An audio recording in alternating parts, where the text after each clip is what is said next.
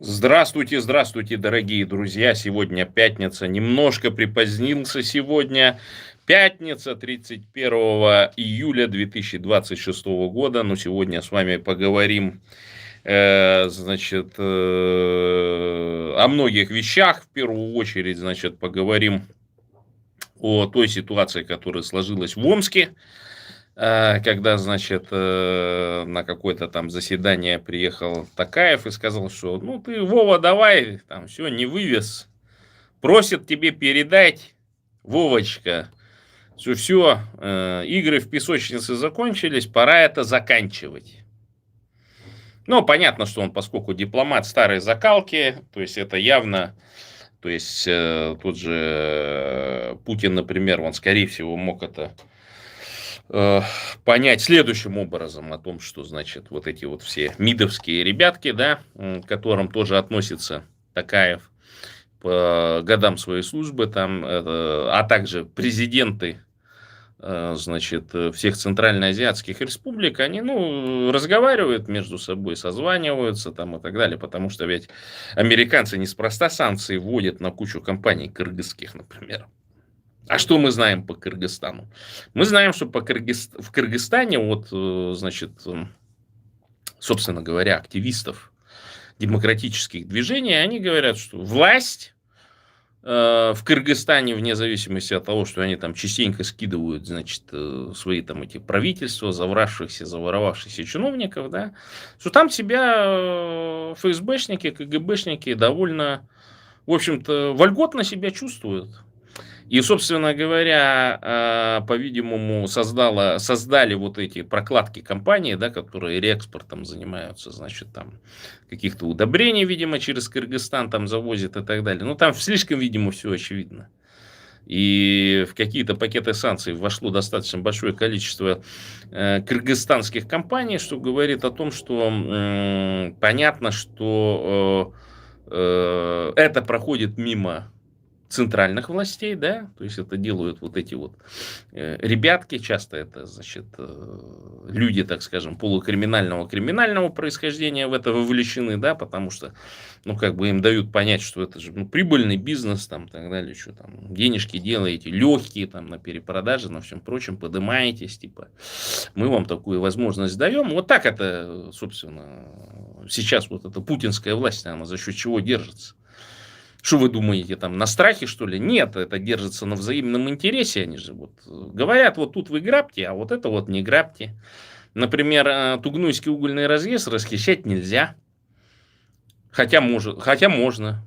А что бы бурятам там не иметь, сидеть копейку там, свои 30% иметь и так далее. Они нельзя. Раньше нефрит такой темой был, полузакрытый. Теперь все, нефрит русский стал. Золото раньше там добывали ребятки. Не знаю, как сейчас ситуация. Выгодно ли стало добывать золото? Цена-то вообще огромная. Там, за счет чего? За счет того, что Китай и Америка покупают. Хотя Китай мировой вообще лидер по производству золота. Они уже там половину, наверное, этого тибетского плато срыли для того, чтобы золотишко оттуда выковырять, да? Ну, понятно, что большей частью золото это технический металл, он драгоценный металл, естественно, является. Но он больше технический, там чипы, значит, собственно, вот эти дорожки, там все прочее, украшения ювелирные, да, то есть судьба такая золота, из-за этого еще высокие цены, и это позволяет высокая цена, так скажем, не выбрасывать какие-то платы, там, не выбрасывать какие-то вещи, где там золотое напыление, а именно их перерабатывать, потому что это стало выгодно. Да, вполне возможно, что высокая цена на золото это даже не как спекулятивная цена, да, каких-то, а именно подняли с той лишь целью для того, чтобы сделать рентабельную переработку, да, чтобы не было вот этого, так скажем, мусора, содержащего большое количество там тяжелых металлов, например. Ладно, ну и возвращаясь вот к этой, значит, ситуации, которая возникла, ее там что-то как-то не очень сильно даже обсасывали, это, да, то есть вот, ну, Токаев сказал, что надо тебе, Вова, заканчивать, короче, принимать решения. Вова, естественно, сидел там, кривлялся как дурачок, мол, что это вы мне там... Это... Ну, это лишний раз, а что доказывает? О том, что появилась сила в центральноазиатских республиках, которая уже показывает, Вова, мы с тобой можем уже на равных говорить, ты нам уже не можешь там что-то навязывать, что-то там перемигиваться там и так далее. То есть у нас образованные, высокоинтеллектуальные лидеры, я помню, тогда тоже была такая ситуация, а там натравили, конечно, вот этих дегенератов всяких разных, там какой-то дурачок там с какой-то Гольдберг или Файнберг или фамилия там, ну, такие, видимо, тоже вот дрессированные есть товарищи эти, которые там не по маме, а по папе там и так далее. Вот там мы такая, вот там 2 раза спасали, его там режим там что-то трясся там и так далее. Господи. Про что вы вообще говорите? То есть Токаев принадлежит к той элите, которой даже там третье поколение, там, внучки Путина-то даже не подлезут. В интеллектуальном плане, естественно, в плане образованности и так далее. То есть там все же это отмечают, что Токаев вот он носитель, так скажем, высокой культуры. Да, и, ну, это и понятно, что в советский МИД и на работу, значит, в Китае простые, неталантливые, так скажем, люди не могли попасть. Естественно. И вполне возможно, что то, что Токаев говорил, это сколько даже не разговоры внутри президентского круга Центральной Азии, да, а сколько некоторое пожелание, которое было Трампом передано через Си Цзиньпиня, да, поскольку Токаев имеет хорошие связи с Си Цзиньпинем, то есть там, ну, в общем-то, донесли Путину, что китайцы напрямую не могут сказать, вот попросили, соответственно, значит, тонкая китайская дипломатия, значит, вот попросила, значит, слова Трампа какие-то в прямом контексте, потому что они же прекрасно понимают, они же знают менталитет русских там и так далее. То есть, если публично, так скажем, определенные слова не сказать, и вот, в общем-то, почему проблемность вот этих, значит, бурят сейчас в США, да, то есть, они все думали, что они что-нибудь сейчас выдумают, какой-нибудь кейсик там и так далее. А там достаточно было, я же говорил, всегда на своих эфирах говорил, начать бороться, например, за выдачу лекарств, там, да, за чистоту в подъездах, например, за благоустройство, например, дворовых территорий, да, там, за, значит, какие-то вопросы касаемо там, образования своих детей, например. Ставить вопросы, вот это вот постоянно, значит, писать заявления в прокуратуру о соблюдении конституционных прав на бурятский язык, значит, работать над тем, чтобы создавались бурятские школы, да, ну, то есть это такая довольно невидимая, может быть, борьба, но на самом деле, если она отсутствует, как в принципе, то для русских они этого не воспринимают, раз ты не говоришь про это, значит, ее как бы нет. И задача всего вот этого, значит, корпоратива, так скажем, этого русского, коррупционного корпоратива, да, который в том числе включает огромное количество вот этих фейковых бурятских активистов, всяких вот этих артистов, там, плясунов и все прочее, да. Ну, то есть, одна часть из них делает, что вот вроде как бурятский язык там что-то сохраняется, вот поют, пляшут там какие-то, значит, конкурсы проводят, алтаргану проводят, там мало говорят там, короче, да, там вот какие-то там, значит, блогеры там что-то, короче, учат, пытаются учить. Деньги кончились, все, блогеры закончились. Нету никакого там ни образовательного проекта, ни так далее, ни книжки не написали, ничего. Ни одна школа после таких проектов не заработала. Ну, это так как мертвому ежу при парке, так называемые, да. Вот что это происходит. Ну, а с другой стороны, они как давили, значит, вот этот процесс русификации запущенный, да, как они его давили, как они его, значит, проводили, ничего не изменило, ничего не меняется. Сейчас вот эти там, значит, дрессированные бурятошки, значит, выступают там в ООН, там еще там что-то, вот, там ни одной школы. Так а почему ее нету? Потому что работу-то систематическую не так ведем. А вести ее надо в том числе, вот как я говорил. Почему мне до сих пор список не переслали всех чиновников, которые работают в Министерстве образования, значит, или там каком-то отделении, или как он там называется, в Иркутской области? Всех загнать в санкционный список просто. Свой собственный. На том основании, что конституционного права, значит, лишены буряты в Иркутской области, на нашей территории, не просто этническая Бурятия, надо так говорить, Бурятия от Енисея до Амура. Это все наше. А то что, из бурят приживалок сделали. Это уже тогда бы стало заметно, когда из бурятского дома, да, был там такой бурятский дом, туда подсадили всех. Мигрантов, там вот этих переселенцев и так далее. То есть бурят вместе с остальными маленькими вымершими коренными народами, значит, превратили вот в каких-то мигрантов, там, значит, с азербайджанцами посадили и так далее. В этом-то, в принципе, ничего плохого нету, конечно. Но они же такие же колонизаторы, то есть сущность-то вот этих вот всех переселенцев. Приехать за длинным рублем они туда ехали в Сибирь. А это что за народ, что за пошиб? Это значит, они не принадлежат к тамошней элите. Ну, не будем говорить, что там потомок, там, внук Бюляглы, например, или внук Алиева, значит, приехал в Улан-Удэ или там в какую-нибудь в Иркутскую область там работать, чтобы обогащать бурятскую нацию. Да нет, он приехал туда бабки зарабатывать.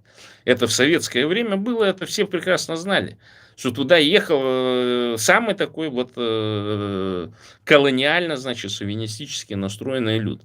Понятно, что литовцы, там, представители там, высокой европейской культуры, они это все понимали, представляли, потому что они были вынуждены, так скажем, этим заниматься. Но они хотя бы понимали свое положение там, и так далее. Да? А вот народы, которые сами были жертвами русской колонизации и так далее, вот, они пуще, чем другие, например, да, там, устраивали бурятам там, шовинистические выходки и так далее. Я помню, там одна бурятка, значит, когда я в 22 году на Фейсбуке писал, значит, посты по поводу, там, можно так сказать, про украинские посты. Она говорит, да ты не знаешь, ты же с ними не жил, не работал. Я говорю, как не знаю. На ПВЗ много работала с Западной Украины. Значит, людей там и так далее, потомки, значит, собственно, даже бандеровцы, можно так сказать, да, носители именно украинства. Украинской культуре, а не вот не пойми кто там, да, как это, малоросы так называемые. И вот в Якутии там действительно, видимо, за длинным рублем эти вот малоросы ездили, потому что ты сразу понимал, с кем ты общаешься. С Ванюшкой, ренегатом, так скажем, с украинцем-ренегатом, который стремился в Ванюшки попасть и заработать деньги, или ты общаешься с украинцем, с настоящим. И понятно, что эта бурятка явно не была представителем высокой культуры и так далее, но тоже за длинным же рублем в Якутию ездила. И тогда, я помню, тоже якуты были очень сильно обижены на вот этих бурят, которые за длинным рублем гоняли в советское время. Значит, в Якутию, и там, значит, вот вы же тоже такие же жертвы там и так далее. А тогда была очень разница же большая. Местные же не получали этих северных. Северные получали вот эти русские колонизаторы, значит, которые туда за длинным рублем катили. Вот это все люмпино, отребье это все. И буряты вот там между двух огней оказывались. С одной стороны их там, значит, приравнивали к местному населению, там, значит, всячески издевались вот эти вот представители, так скажем, гегемона, русского гегемона, да, представителей русского мира. А с другой стороны, естественно, якуты, которые тоже терпели такого хамского, снисходительного к себе отношения со стороны бурят русифицированных в том числе. И вот об этом важно говорить, естественно, это важно фиксировать, это важно. Пока еще живы вот эти вот дедушки, бабушки, которые там за длинным рублем гоняли, вот надо вот шикарнейшие исследования, значит, по тем бурятам, которые вот сейчас еще живые, там, с диктофоном ходить, записывать их истории, как они там терпели там и так далее, потому что, естественно, вот это поколение отомрет, да, и мы потеряем очень много информации касаемо вот этого позднесоветского русскомирного колониализма, да, из которого потом, вот, в общем-то, и выстроилась вот эта вся система, которая сейчас, значит, позволяет Москве, да, выгребать огромное количество ресурсов, да, создав вот эту систему, значит, заработка, связанного с вахтой, да, вахтовый метод. Вот, казалось бы, можно было же там кучу бурят, там 10 или 15 тысяч бурят затруднить, например, где-нибудь на добывающих, да, предприятиях, там, ну, чтобы стабильно зарплату получали и так далее. Но это же ведь не происходит.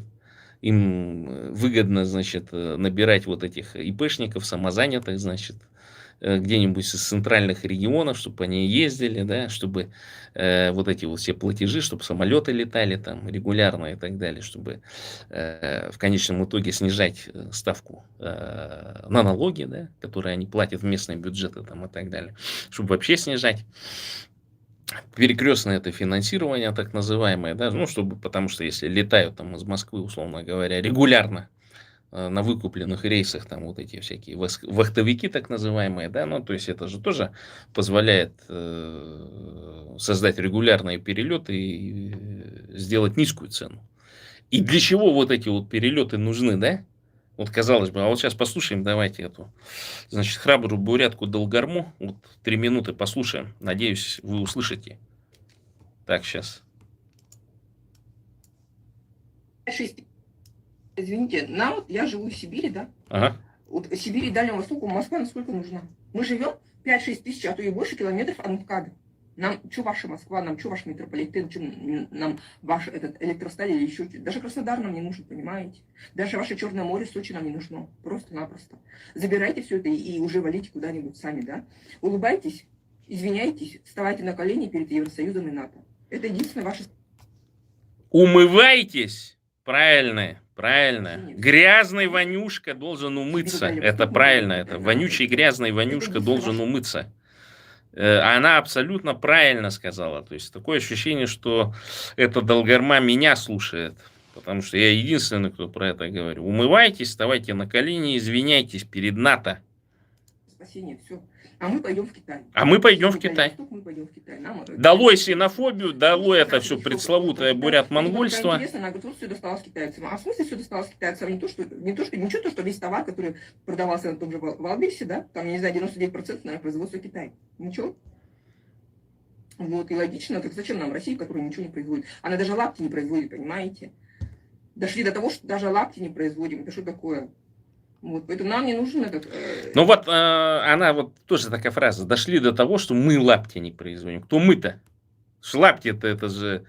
Я, кстати, начал гуглить, а что ну такое, что такого стеснительного? Там вот, например, в Голландии там эти деревянные такие эти производят, да?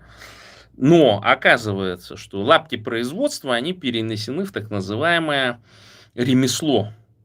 То есть это нет промышленного производства, предприятия нет, которые лапти там делают, значит, лыка там дерут там и все прочее, да.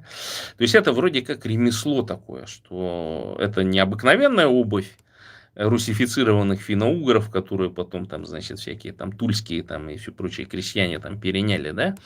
Потому что это тоже такая деградация, то есть это следствие, почему лапать-то? Ну, потому что кожа дорогая была. Потому что не было, видимо, коров с толстой кожей для того, чтобы делать кожаную обувь. Хотя во всем мире, значит, ну, в общем-то, из кожи делали обувь всегда. И вот дальше слушай. Ни Москва, ни Питер, ни Краснодар, ни что-то еще там. Нам нужен Китай. Потом, если говорить о Дальнем Востоке, то я вам скажу, что на Дальнем Востоке, в Сибири, очень много людей, которые не русские. Нам зачем ваша, это, Москва ваша, славянофильство ваше, нам зачем? Нам не надо. Мы вот по азиатскому этому пути развития хотим пойти, понимаете? Вот на Дальнем Востоке могу сказать точно, что есть прям этнические китайцы, которые всегда там жили, понимаете, всегда жили. И во время... Поэтому нам зачем это? Нам не нужна эта ваша Россия. Поэтому, почему я думаю, что это уже как бы власти, да, почему? Потому что, ну, у нас был Беслан, Нордос был, там сколько людей погибло, кого это волновало? Никого не волновало. Сейчас тоже на Валберс погибает, там 1000 людей, говорят, 7 человек погибло. Мне вот... И это действительно так, потому что на Вайберис очень много бурят работало, да? И я подозреваю, что на самом деле скрыта информация, потому что так в некоторых местах просачивалось, значит, о том, что там же люди вот с такими, значит, читниками ходят специальными такие, значит. Ну, им там приходит информация по артикулам, они, значит, там ходят, штрих-коды, ну, которые собирают посылку. И там, значит, вот оно упало, там уже все горит, уже все это, короче. И вот эти супервайзеры, абсолютно, я так понимаю, психически нездоровые люди, они там замыкали ворота, не давали, значит, то есть там все уже горит, короче, все уже там все загорелось, этот дым, да, синтетика там и все прочее, вы же понимаете, как она горит, да, выделяет огромное количество вот этого угарного газа, прочих газов, которые вот буквально секунды и ты умираешь, да. А там такие температуры, позвольте, там же приехали-то не тушить пожар, приехали, чтобы пожар не распространялся, никто там не тушил, а там такие температуры, что, ну, сталь плавится, а от тела там вообще ничего не остается. Представляете, это вот какой-нибудь там одинокий бурят, которого никто не хватится, да? Или там целая семья там работала, мама, папа, там дети и так далее. Вот они все сгорели, и все, и привет. И ничего, и не бе, не ми, и так далее. Все это надо, требуется скрыть, и ФСБ там сейчас бегает, все это дело скрывает. Правильно она говорит? Она вполне возможно, что там и работала. Может быть, какой-то даже родственник пропал, сейчас не могут найти его. Вот интересно просто вот судьбу этих 7 человек, да, погибших, посмотреть. Они там что, за 1000 работали? Так у них, извините, у каждого, наверное, зарплата миллиардная была. Видите, какие у нас парадоксы. Все у нас не сходится. Вот как ни крути, все не сходится. Это с какой скоростью должны шуршать эти 7 человек, чтобы, там, не знаю, этих складов, говорят, на электростале только 10 или сколько было. То есть на одного человека, там, не знаю, 1,2 склада. Он должен весь склад пробежать, сколько заявок собрать. Это какие-то супер-мега-вумен или мены там работали, или кто. Они там летали, порхали вовсю, или что. 7 человек погибло на Валберг, на складах. Но причем эта цифра буквально тут же выскочила. 7 человек погибло. Поэтому уже думаете, что это все-таки... А как погибло-то? Это может быть тех, которые выбросило, например, и тела сохранились, а тех, которых тела не сохранились? Почему-то я уже в это больше верю. Почему? Потому что, ну, жизнь показывает, что так оно и есть. Кто-то говорит, что это сделано с целью отнять товар этот себе, да, потом продавать. То есть сейчас Валберс отняла этот товар, потом будет продавать. Как собственно. А вот то, что вы там понесли, кто-то вот эти убытки, да, то это уже как бы ваши проблемы. Не знаю.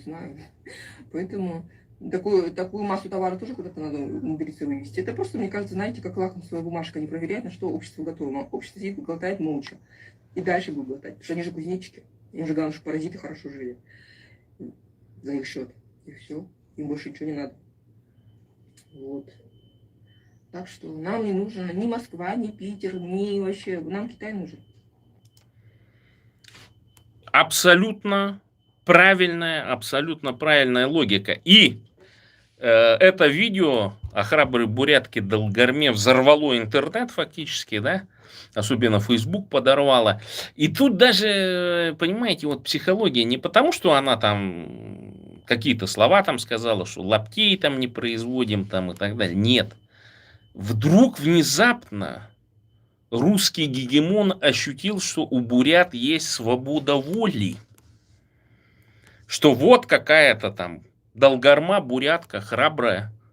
Не какие-то там политические активисты и так далее, или там какая-то прокитайская партия, там, да, каких-нибудь там, значит, бурятских хуатяо, там, типа Салбона Лыгденова, там, вот это и всего его там семейства этих Доржиевых, или как там, да, заявила Наоборот, они там все самые там манкуртята, так называемые, да. Хотя, ну, сразу можно понять, что бурят это не бурятское поведение. Вот то, что они, там вот этот Салбон Лыгденов там бегал, там это, слишком такой, знаете, вот как патриотичный деятель. Вот это в нем выдает, что это не бурят, потому что буряты так бегать не будут, суетиться, да, на эти темы, потому что понятно, что под любым вот этим патриотизмом там скрывается желание украсть каких-нибудь общих денег там и так далее. И да, вот такие есть, имплементированы, так скажем, да, и в том числе этими большевиками и так далее, вот этими людьми, которые, так скажем, в свое время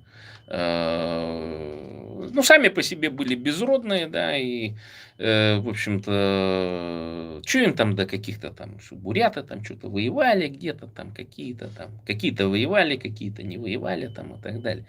Им там что, не, надо сейчас, сегодняшним днем жить, вот назвался бурятом, лезь в кузов, мол, нацию строим, какие там рода у вас, что там, какие племена, там не было ничего, все сказки там, выдумки там и так далее. То есть это такой плевок в нашу общую историю, да, вот бурятскую. Вот любой бурят, он свой род знает. Да, может быть, не до конца, вот он не знает, как казаха. У казахов, например, там ученые их говорят и так далее. То есть они четко знают свое там происхождение, свою ру, да, вот эту родословную и так далее. В Монголии вот это все было потеряно, да, вот эта традиция, хотя, ну, там понятно по каким причинам, потому что это в первую очередь было связано с деятельностью там коммунистов, с приходом вот буддизма, там вся информация хранилась, то есть не нужно было эту информацию хранить внутри там своей юрты, да, своей семьи там и так далее. То есть кто-то этим ведовал, да. И то же самое вот со многими бурятами. Там, в принципе, любой может сейчас свою собственную родословную поднять там и так далее. Ну и вот некоторые этим пользуются, естественно. Вот, например, мерзкая карлица.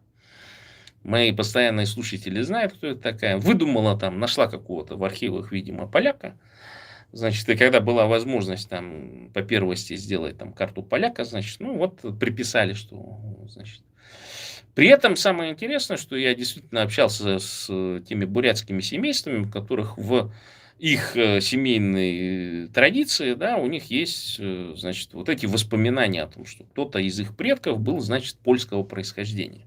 Причем именно полякам, не каким-нибудь там евреям там из Польши там и так далее, хотя и такие тоже в Бургузине встречаются в большом количестве, да, они четко знают, что это была какая-то из прабабок, была еврейка, значит, вот, например, у мужа, значит, бывшего председателя культурной автономии поляков Наджея, да, Ивановой, вот, ну, собственно, это его фамилия Иванов.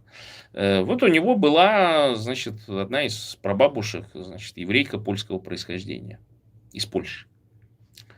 Алдар Гунтупов, например, блогер, не знаю, где он сейчас там, борец там, значит, ну, этот, вольник, короче. Не знаю, чем сейчас занимается. Наверное, все участки продал, которые достались от этого Атабаева ему. Вот он тоже рассказывал, что один из его предков, значит, вот на тракте, значит, ему какие-то переселенцы отдали польскую, значит, девочку, чтобы, ну, то ли она умирала, то ли еще что-то, короче, в общем. Ну, ее выходили, и он ее, мягко говоря, современными словами, огрумил, то есть сделал своей женой, вот кто-то из его, значит, там, предков. Там тоже с одной семьей общался, тоже рассказывали про очень урожайную. Она там, по-моему, где-то в Осинско-Боханском районе, получается, жила как раз после 1863 года. Она была очень такая работящая, с утра до ночи могла работать и, в общем-то, нарожала таких же точно работящих там, значит, бурято-поляков. Ну и, естественно, те хорошо жили, хорошо работали. Ну и потом это кончилось тем, что их раскулачили. Потомков уже там в третьем, в четвертом поколении и так далее.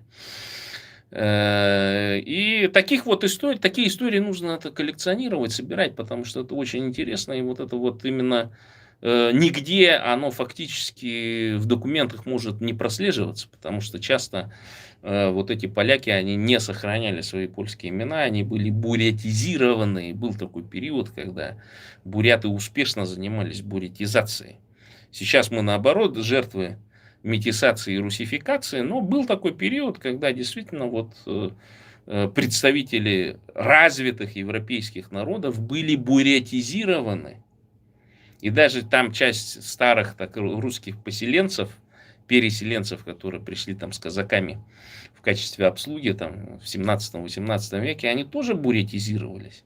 И когда там всякие неучи, вот эти безродные всякие, там начинают, вот там Ивановы, Петровы, Сидоровы там и так далее, это вот какие-то там продажные буряты, русифицированные, там еще что-то. И вообще вы не ставите вопрос, а может это были русские, которых в свое время бурятизировали?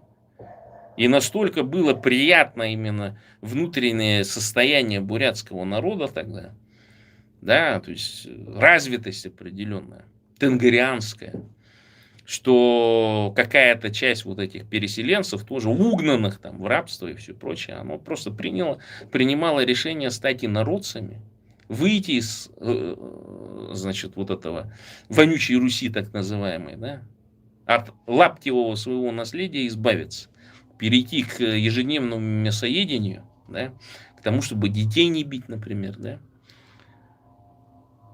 Вот этот вопрос. И понятно, что там некоторые блогеры там, и так далее, они там, ну и базируются на каких-то там, значит, изысканиях там, или еще чего.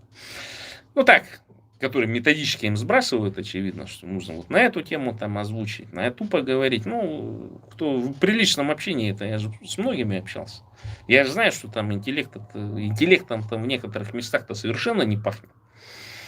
И очевидно, что вот эта мифологизация, да, создание вот этих мифов, да, фактически работает на индоктринизацию, внедрение ложных нарративов в наше бурятское сообщество, в развитое достаточно, в свое время. Да, и вот им важно поддерживать вот этот люмпино-комбедовский нарратив. Почему? А потому что они знают, что из себя представляют люмпино-комбедовцы, да, что им сложно будет объединиться, что им сложно будет войти в какие-то международные институты, да, что им, значит, сложно вот этим людям, значит, интегрироваться в другие сообщества. Вот, ну, какой нормальный человек, да, выехав в Соединенные Штаты Америки, будет заказывать книжки на русском языке бурятским детям, вместо того, чтобы начать там, ну, заниматься бурятизацией, например. Да, конечно, есть большое количество вопросов касаемо вот этих, значит, современных там, значит, американских, бурятских, правильных бурятских националисток, у которых куда ни плюнь, там, значит, вонюшка торчит где-нибудь. То там, то спереди, то сзади, там, и так далее, да. И, ну, ясно понимаешь, что, ну, какие они представители элиты там. Это же были совки. Это обыкновенные люмпино-комбедовцы, которых обучили, которых выслали там на усиление, так скажем, там, вот этой карлицы на усиление, значит, на усиление там других там персонажей, да. Не будем про них говорить. И которым важно вот именно запинать, заболтать вот эту тему бурятского национализма, о котором я говорю. Все просто. Бурятия для бурят. Бурятам бурятскую власть, Бурятия от Енисея до Амура. Все. На этом все жиждется. Мы не признаем результатов приватизации, например, которая до сих пор идет, ну, по факту. Мы не признаем, что, значит, право русского государства распределять наши ресурсы. Мы не признаем те исследования, которые русские советские ученые производили по поводу, значит, того, на что потенциально бурятские племена, бурятские рода могут претендовать. Это все наша территория. Там огромное количество исследований, если вы посмотрите, значит, опубликованных и так далее. Что вот там, мол, буряты жили, не тужили, там у них такое очень примитивное хозяйство было. Просто, ну, непонятно, откуда вот трактора там в 905 году появились, а то и раньше, значит. Так, наверное, просто это фантазии, наверное. Значит. Я помню, я читал, значит, воспоминания какого-то, значит, австралийского разведчика, который в Первую мировую там, значит, был. И, значит, поехал он в какое-то село там, значит, как раз, по-моему, по вот этому Качукскому тракту, и внезапно он обнаружил, что буряты там на каких-то тракторах пашут землю. Ехали они там каким-то, значит, к семейству, значит, английских протестантов, у которых там было, по-моему, семейство, в том числе протестантов-китайцев, короче. Ну, то есть они там приехали, миссионерскую деятельность проводили как раз в эти годы. И вот он спрашивает американца, говорит, глянь-ка на этот трактор американский, это что это вообще? Он говорит, так это самый современный, один из самых современных на тот момент тракторов американских, Бурятии. То есть они не ожидали просто. И там, значит, переводчик, значит, там пишет, что это, говорит, ложное восхищение. На русский переводил. То есть важно было вот этому переводчику от себя тяну вот эту добавить. Что, мол, не было такого, это все выдумки так для пропаганды. Мол, а зачем английскому разведчику, австралийцу, значит, такое писать? Он описывал то, что реально было, и, в общем-то, и архивные данные, и все прочее. Я даже вот письмо написал сейчас вот этому, там, через определенное количество объединений, это вот, написал туда письмо вот, с просьбой разыскать, кто был, вот, если сохранились в Америке документы, кто был, значит, дилером вашей техники, значит, вот, в тех местах. И это известное имя, ну, то есть, подтвердить, это был, значит, купец Ханхасаев, который сделал деньги на золоте как раз.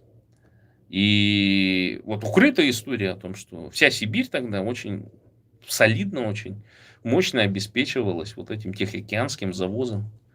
Из Америки напрямую с Тихоокеанского побережья, с Калифорнии, шли товары в огромном количестве. Там. Все самое современное. В данном случае вот эти трактора и так далее завозились через Лену. Все ходило, все плавало, все отлично было. Вплоть до 45-го или до 46-го года туда американские торговцы заплывали, выменивали, значит, там, пули, винчестеры, американскую технику, моторы и все прочее, короче. А когда это было, ну, разрешено, так скажем, там, какой-то процент там, собирали, значит, эти. И когда золото было, естественно, много, в большом количестве. Конечно, буряты... И, конечно, вот эта вся информация, она же доходила через этих иркутских чиновников до Москвы, и поэтому там негодовал Столыпин. Как это?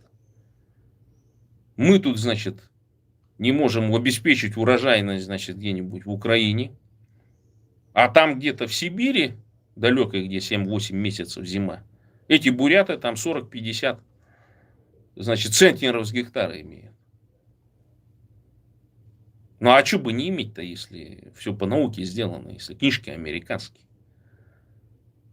Если мы новым занятием занимаемся, ну, уже с использованием, значит, достижений науки и техники, так скажем, мировой.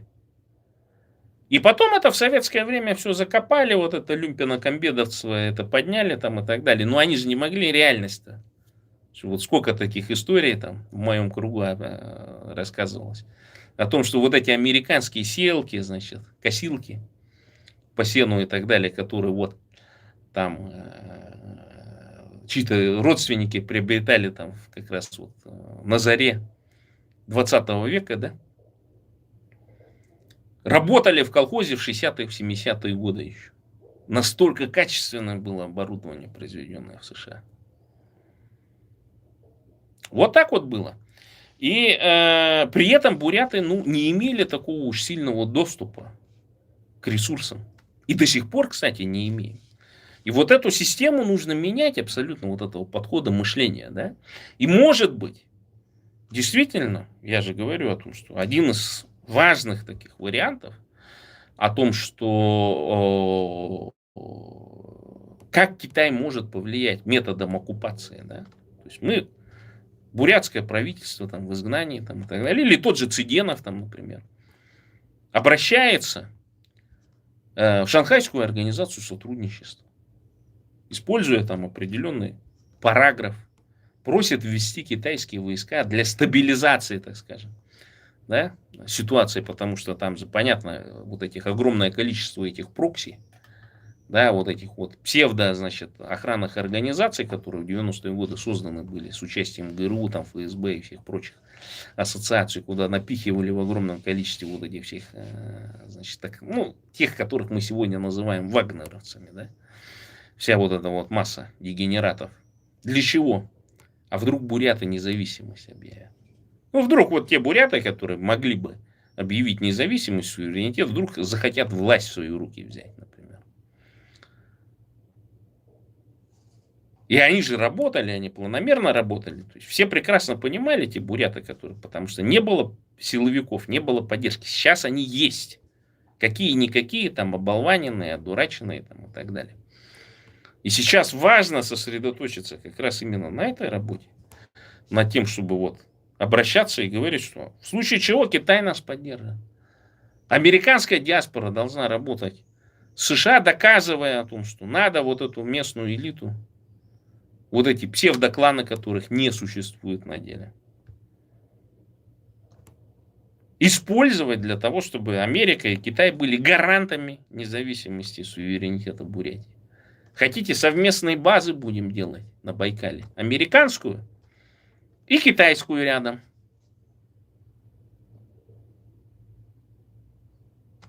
А почему бы и нет? И в Иркутске будет институт Конфуция. И в Улан-Удэ есть институт Конфуция. И будем китайский учить. И будет какой-нибудь институт, который будет продвигать, значит, американские интересы, например, в нашем регионе. А что? В Улан-Удэ пускай будет и китайское посольство, и американское посольство. И пускай все работают. А что?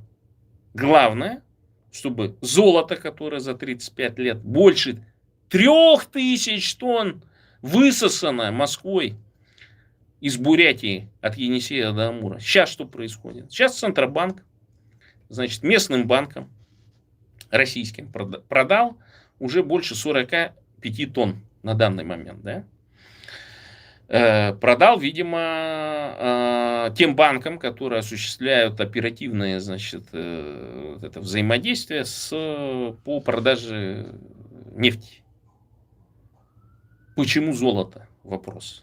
Готовятся, очевидно, к девальвации рубля, потому что дисбаланс. Это раз. А во-вторых, нужно вот эти счета, это вот, ну, Советский Союз это делал регулярно. Когда они проводили вот эти всякие денежные реформы там и так далее, и в итоге там большая часть, значит, ну, условно говоря, там до 100 тысяч сохранялась, да, стоимость валют, а свыше 100 тысяч, что на счетах лежит, пересчитывалось там 1 к 10, условно говоря. То есть вот лежит у тебя миллион, 100 тысяч также и остались 100 тысяч, а вот эти 900 тысяч превратились в 90 тысяч рублей.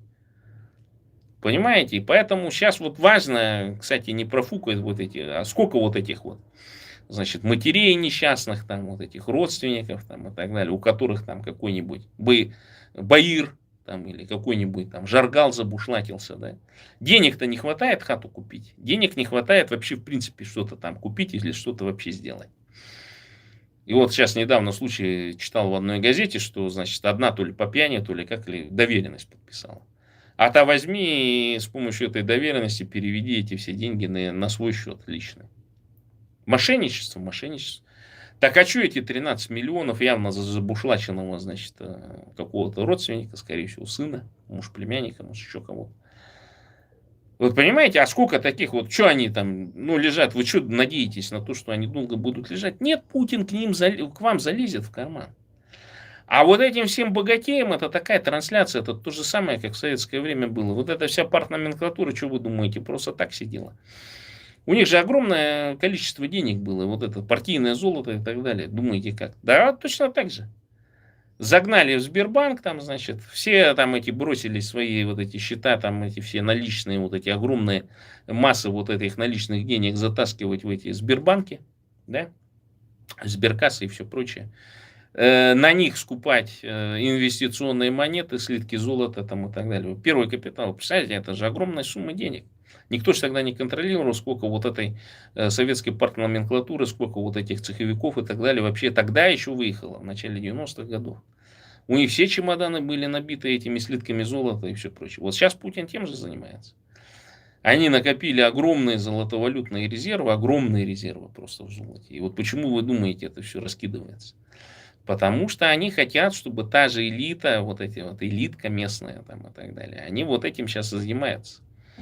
Сейчас я наблюдаю тоже несколько там, значит, таких групп, в которых не инвестиционная монета, а вот этот, какая-то истерия сейчас наступает с этими, значит, с десятками, с этими империалами, полуимпериалами еще царского периода, золотишко.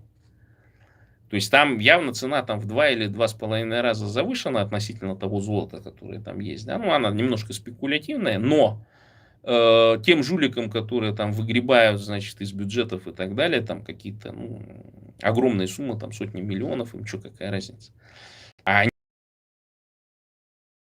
например, те же инвестиционные монеты или инвестиционное золото в банках, да, ну не тот уровень, так скажем, да. А зато можно вот частное золотишко, серебришко покупать и так далее. Сейчас тоже огромный ажиотаж там. Сейчас никто из посвященных, так скажем, он вообще, в принципе, ни рубль даже, ни валюту какую-то не закупает. Все они идут в золото. А что это значит? Золото, в чем еще проблема золота? В том, что его сложно охранять.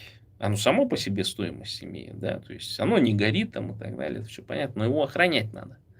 Ты не можешь накупить там несколько килограммов золота и хранить его дома. Кто-нибудь залезет, короче, а залезут обязательно, потому что наводка будет 100%. Сейчас как этих жуликов-то наводят? На вот этих вот, на бабок там, дедок там и так далее, которые там какие-то десятки миллионов накопили, да, всякие судьи там и все прочее, которые в деменцию впали. Через банки, через те же системы безопасности и все прочее. Никакого не взлома, ничего там, за деньги просто флешку продают и все. И здесь такая же ситуация. То есть сейчас в скором времени случится дефолт. А дефолт еще случится таким образом, что возникнет, помните, это законы какие-то приняли о том, что вот эти вот типа участникам СВО будут списывать долги. Помните, там кредитные какие-то, еще там что-то в этом роде. Сколько еще они собираются таким способом монетарно навербовать? Представляете, сейчас дефолт случится. И, конечно, им там экстренно надо 500 миллион, а может быть, а то и 2 миллиона навербовывать. А нет уже желающих, охотников-то нет. Дураки-то все кончились, так скажем. И флот русский кончился наряду с этим. Да, а скоро и Балтийский флот закончится и так далее. Скоро последние остатки, значит, из этого, из Соснового Бора, из Девиски, да, из этих всех, из Борзи там и так далее, все это попрется туда. Понимаете? И вот она пустая территория будет. Буряты могут взять власть в свои руки. И надо к этому уже готовиться, надо уже писать письма. Нужно уже вот эти, где Карлица, где там Хомутаев, где Ханхалаева.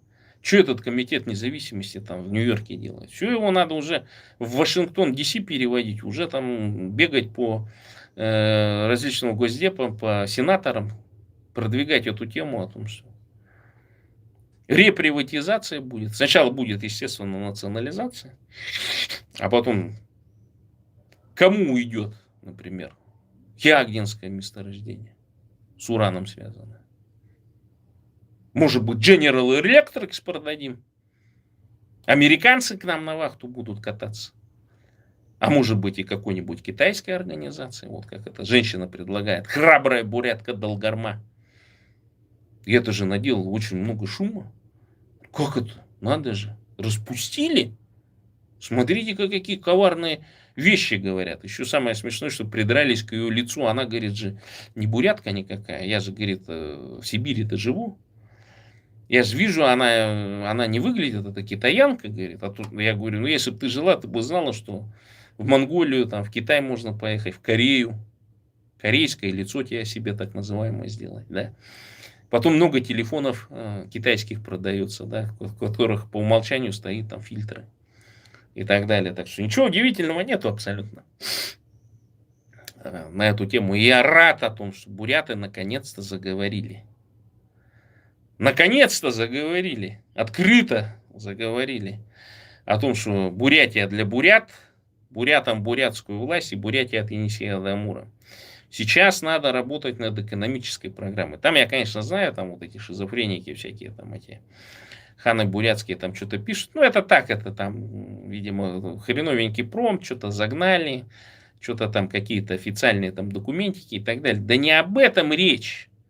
Я вот выпущу видео, там, значит, я записывал Збигнева Буяка.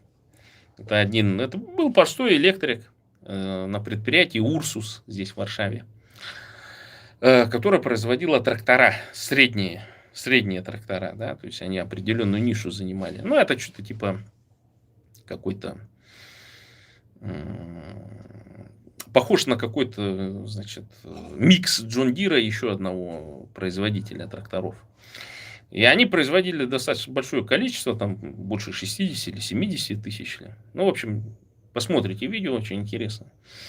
И вот он говорит о том, что когда их движение началось, они столкнулись вот с экономическими проблемами о том, что вот эта социалистическая система, она не обеспечивала там ни сиденьями, там еще какими-то, то есть вот эти комплектующие, так скажем, да, постоянно из-за того, что вот эта коммунистическая система вот этого планирования там и все прочее, да, она не обеспечивала до конца. И вот они проводили о том, что в Польше должно быть рыночная система. Рынок должен определять возможности, потребности и так далее. То есть они занимались стратегическим планированием. Понимаете? То есть это будучи вот, ну, просто работягами, да, то есть у них была вот, их поддержали интеллектуалы, естественно, польские, и там были люди, которые этим занимались. И вот это очень такой уникальный был семинар, на котором я присутствовал. Это очень интересно, вот послушайте. Потом далее там мы обработаем аудио, мы постоянно записывали этот семинар, там больше 3 часов, наверное, больше 4 часов. Я его обязательно обработаю и дополнительно выложу для той интеллектуальной элиты, которая, ну, хотела бы ознакомиться с тем, как вот на заре солидарности, да, еще до того, как даже солидарность возникла, что здесь на Урсусе, в Варшаве было такое мощное рабочее движение, да, наряду, так скажем, объединили работяг и интеллектуалов и конкретно создавали ту систему, которая потом очень помогла создать вот этот профсоюз солидарности, в котором было больше 10 миллионов. Там, конечно, понятно, что вот, он такую интересную тему рассказывал на примере тех же событий в Минске, например. Да. Он говорит, а сколько людей в Минске? 400 тысяч. Он говорит, ну, вы представляете, мы уже тогда планировали, что если 100 тысяч в Варшаве выйдет на тот момент 37-миллионной Польши, что уже наша власть будет. Вот он так говорил. Ну, правда, он потом добавил там определенные вещи, и я прихожу к тому, что да, действительно, то есть вот так власть берется на деле. И, в принципе, в 2019 году у Баирова, кстати, был шанс в первый день, да, вот эту толпу, которая вышла на площадь, повести в мэрию, повести в Хурал. И неизвестно, что бы тогда вообще было, там случилось в Бурятии. Может быть, Бурятия бы вообще первым регионом бы была, да, после 2014 года, который бы вообще о независимости бы заговорила и так далее. И, может быть, там танки бы ввели, там, расстреляли бы мэрию вместе с нами, вместе с Баировым и так далее, понимаете? Но был такой шанс. Был такой шанс. Ну вот, лидерских амбиций, видимо, у Баирова нет. Говорит-то хорошо, но, видимо, вот не чуял, не чувствовал, да, что тогда можно было людей отправить. Я помню тогда, там была компашка, там мои несколько друзей, ну тоже, я говорю, а что вы вышли-то? Ну, он говорит, так, чисто посмотреть, там с Баировым пофотаться, что типа был здесь, типа отметиться и так далее. Ну и мы пошли, значит, до машины его. Я помню, мы такой группой выделились, там еще был, как он, Кунтупов, по-моему, был с нами. Ну и с виду-то мы такие крупные, мы пошли в сторону Хурала. Я помню там, как я почувствовал просто, знаете, чуйка такая, что что-то на нас навелось, на меня конкретно. Вполне возможно, что это снайперы там навелись, и я так краем глаза вижу, там менты, короче, выбежали вдруг. В районе здания ФСБ выбежали какие-то менты в этих фуражках. Значит, и пристально наблюдали, куда мы идем. А мы вот так шли к Хуралу и потом повернули, ну, по пешеходному переходу и повернули налево. И я думаю, что если бы мы прямо пошли, короче, я там еще что-то шутканул на этот счет, что говорю, да давайте вот прямо пойдем, типа там дверь взломаем. Ну, нас бы, я думаю, там и завалили бы сразу. Так что вот такая ситуация. Но вообще очень интересно, когда ты вот действительно общаешься с людьми, которые, ну, чей протест победил, да? Вот с ними надо общаться, а не с этими с хорошими русскими, да, которые, помните, там же Болотная площадь, там же выползли людишки. И там же были предложения на Кремль идти, все уже, власть брать. Они бы ничего не смогли в этот момент сделать, даже ни танков, никаких, ни вертолетов, ничего. Путину стоило бы, может быть, максимум бы он там на каком-нибудь вертолетике улетел бы там и так далее. Но власть именно тогда надо было брать. Но не нашлось у них там лидера, а лидеры были все подкуплены, увели их на Болотную площадь там и так далее. Ну и все, и весь протест тух. Ну потому что он изначально был инспирирован, и сейчас вот это выходит. Не инспирирован, точнее, все вот эти лидеры, так называемые, которые вроде против Путина-то боролись, на самом деле не боролись против Путина. Они боролись за свой карман, за свои доходы, за то, чтобы грабить регионы, грабить бурят, грабить будущее бурятских детей. Обязательно про это помните, о том, что как вас в 2011 году так называемые хорошие русские предали, которые сейчас вот выехали с деньгами, всякие там монеточки, гыр-гыр-гыр дымовые вот такие вот, да, всякие там и так далее, всякие Земфиры там и так далее, все эти оппозиционеры там и так далее. Им же дали возможность вывести бабки, там все распродать, в кэш выйти, так скажем, да, в золотишко кто вышел там и так далее. Понимаете? Вот нет лидеров. У русских нет лидеров, которые бы с Путина сменили. Поэтому будет табакерка. Это очевидно. И поэтому роль национально-освободительных движений очень высокая. Поэтому против меня дело завели. Да даже против вот этой аутистской дурочки этой, Вьюшковой. Которую там, ну, по ее же словам, там никто там не поддержал там и так далее. Доброго слова не сказал в ее адрес. Ну, конечно, ну, при личном общении так, на эмоциях-то может быть, оно там бороться там и так далее. А потом, когда смотришь, что она путинские нарративы продвигает, там, украинцев там без причины начинает там полоскать там и так далее, короче. Ну, до сих пор продолжает. Это же явно какое-то психическое расстройство.